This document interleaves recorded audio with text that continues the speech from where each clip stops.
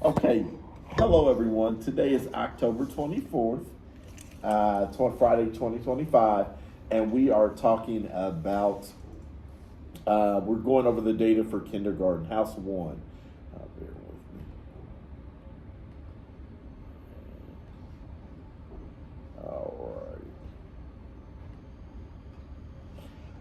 Okay, so this unit that the students did was kindergarten unit 3. And as we go over it, the purpose of this is to see how many of the students met criteria for success. Instructional strategies that were used were note cards for them to identify the words. And then the focused learning target was the students could identify the words and blend the sound. And the words were cat, dog, mat, dot, dig, mom, tag, etc. Am I correct? All right. So, criteria for success. Can you share that, Ms. Ariza, please? Yeah, so a 3 was 9 or 10 out of 10. A 2 is a 6 out of 10. And a 1 is a 5 out of 10. Okay. So, that was our criteria. Now, question number 1, Ms. Ariza. Your students, you received 67% of them got that correct. Okay, and Ms. Walls, on yours, 39% got it correct on that first question. What do you think? Was there any misconceptions there that you all remember, or? I think this was difficult. Okay. Because this was a circling activity where they had to identify a word separate from other similar words. Okay. And there was caught and cat in the Yeah. same category, so I had a lot of my students circle caught Okay. instead of cat because it was the first one in the row. Okay.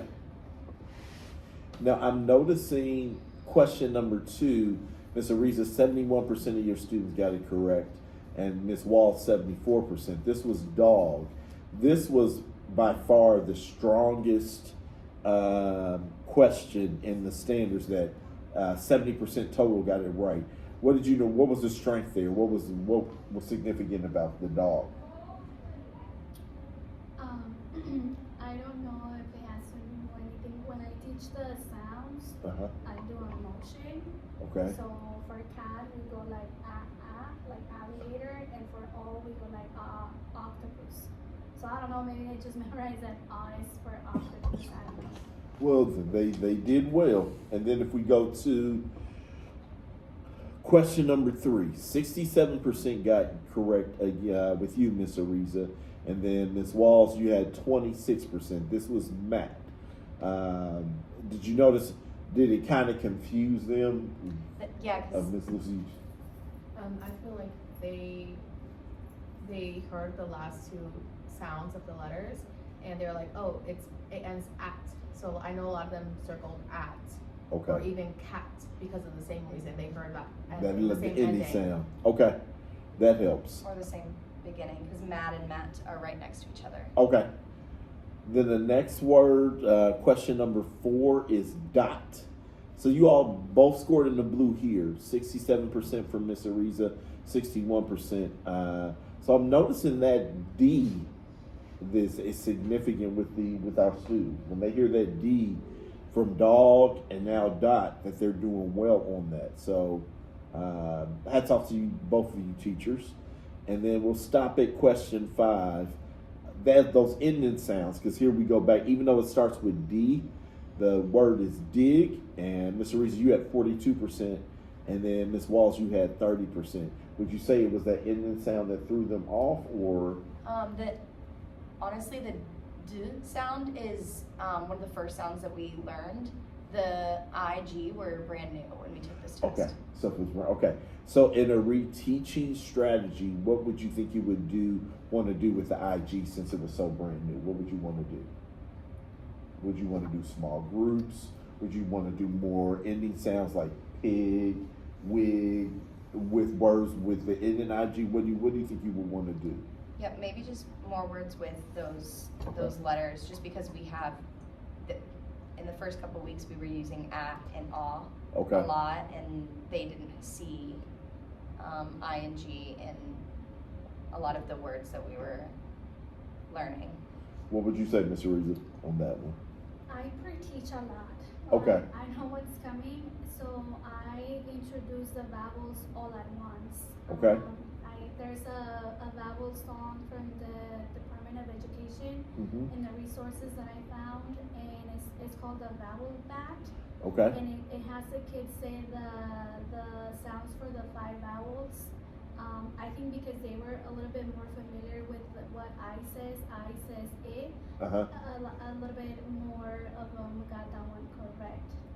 So I just, anytime we have a free time, a downtime, I'll play like a number song if we're doing math. I'll play like a ABC or vowel song if we have time. So you're using that downtime along with your teaching, so they're getting the information. Okay, okay.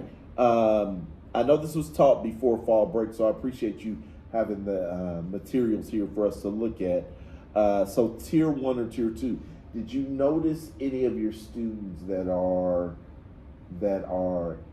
ENL or ML students that struggle, that need more time with this, or would you say as a whole, the whole class? What would you say? I will say the whole class. Okay, okay, Yeah, I don't think because they're all learning reading at the same time. Miss Lucy, what do you have to offer?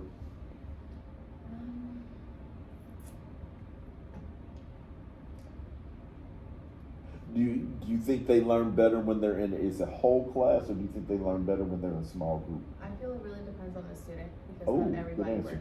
learns the same way. Good answer. Everybody Good learns answer. differently, Okay. so it can vary. And you all by now know which students do better in that smaller setting versus what students. So continue to cater to that. And then also, as we're doing the tier 1, the whole group, and then the tier 2, also, I know you had your recently, I read you had your RTI meeting, but if you see somebody that's really standing out that needs even more help for that tier 3, email myself or email Ms. Byers where you're saying, 67 or 71% of the class got this question right, but this student still is not grasping that concept. What questions do you all have for me? Do you think for our upcoming unit tests for KU4, do you think we could eliminate some of the options? The test is very similar.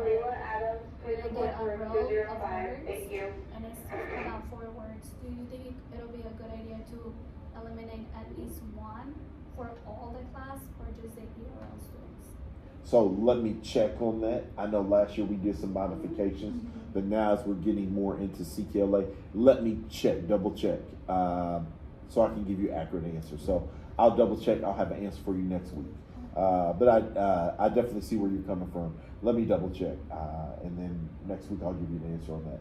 Also, let me know, and I have the pacing guide, but just remind me I would like to be in your next assessment so I can kind of see how they. It'll be on Monday at 1:00. This Monday. Mm-hmm. Okay. I will definitely come by, so I can just kind of see how they're doing, because knowing both of your classes and going from there. Do you think you need to reteach any of these, or do you want to keep pushing on? No, we need to reteach. Okay. Oh, I feel like, Okay. Yeah, I think I definitely need to focus more on the blending and the chaining Okay. activities. Activities like these as well. Like, I want more copies of activities like these because they only do them in assessments. Like, there's not a practice sheet where this is happening, if that makes sense. Right. So then they only see it when they're taking the test. Exactly. And I'm like, they need to know, like, process of elimination and Okay. like how to, make sure that they're choosing the correct ones, checking their answers. Okay. So if you have some time, incorporate that into your lesson, so then they are familiar with it versus just seeing it on the test. Yeah. And that's leads me to my next point.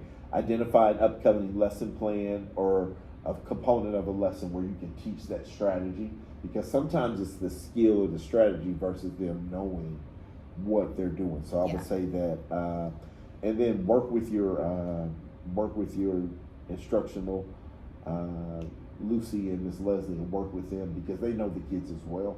So you're not just you have that backup there as well. So okay, you have those. You're going to do that question sequence. Are there any groupings or do you notice certain students shouldn't be together or test together? Have you identified that? Yes, Leslie's very good about pulling kids during tests. I mean, throughout the whole day, honestly. But when we test, especially, she's good about selecting the students that need more learning that And extra and she tests back at the kidney Yeah, table, right? she does. And Miss Lucy, you test in the back of the room too. Okay, so that's phenomenal. Because I'm also thinking too, being kindergarten, when we get into testing season, start thinking about what groups need to be together because as they're using the computers and doing those testings there, and then as we're closing out, let's just review teaching strategies that you might find to be most effective during this time. What would you say? Sorry, can you repeat that? What teaching strategies might be most effective during this time? So you already said reteach. We already talked about small group. What do you think there's anything else you could do? I think that using the chaining folders that Okay. we saw Yes. on our other meeting, I think those are a good resource for the students to play around and form the words. Okay. And Mara, I like what you said too, and if you can kind of share your best practices with Ms. Walls, how at different times and how you're pre-teaching and getting them ready for the lesson so they're not seeing it for the first time. If you can share that with them, I think that always helps. When I taught 5th grade, I would always do math problems as we were going to the bathroom, just using that time as wisely as we can, or even on a field trip. Let's go. So, any questions for me? Okay. Well, I appreciate it. We're going to stop our recording here, and thank you, kindergarten. Keep doing the good job you're doing. Okay. Thank you. You're welcome.